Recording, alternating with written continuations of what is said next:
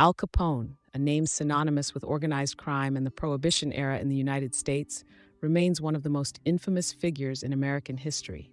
His life story is a complex tapestry woven with elements of power, violence, and influence. Capone's rise from a humble background to becoming the most powerful mobster of his time and his subsequent downfall paints a vivid picture of the tumultuous era in which he thrived. This biography delves deep into the life and times of Al Capone, exploring his early years, his ascent to power, his criminal empire, and the ultimate unraveling of his reign.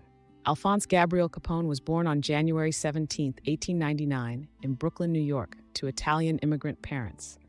Growing up in a working-class neighborhood, Capone experienced poverty and hardship firsthand. His upbringing was not easy, and the tough streets of Brooklyn exposed him to the realities of a life marked by crime and violence.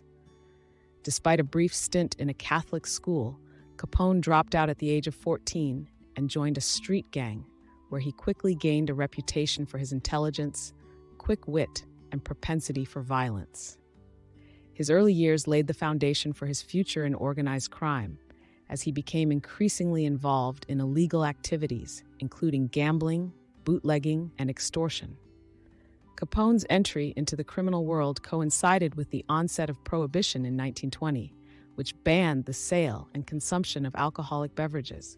Seizing this opportunity, Capone established himself as a key figure in bootlegging operations, smuggling, and distributing illegal alcohol throughout Chicago. He ruthlessly eliminated competition, consolidating his power and expanding his criminal empire. Through bribery, intimidation, and manipulation, Capone gained control over speakeasies, gambling dens, and brothels, amassing immense wealth and influence. One of the most notorious incidents associated with Capone's reign was the St. Valentine's Day Massacre in 1929. This brutal event, orchestrated by Capone's organization, involved the murder of 7 rival gang members. Public outrage and increased pressure from law enforcement led to intensified efforts to bring Capone to justice. In 1931, Capone was indicted on charges of tax evasion, a strategy employed by federal authorities who struggled to prosecute him directly for his numerous criminal activities. After a highly publicized trial, Capone was found guilty of tax evasion and sentenced to 11 years in federal prison. Al Capone's public persona often portrayed him as a Robin Hood figure, especially among the poor, who saw him as someone who provided jobs and financial assistance during the Great Depression.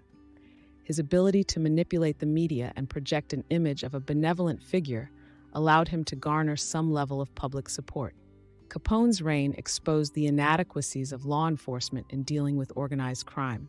The case against Capone, focusing on tax evasion rather than more directly on his criminal enterprises, demonstrated the challenges authorities faced in prosecuting high-profile figures involved in organized crime.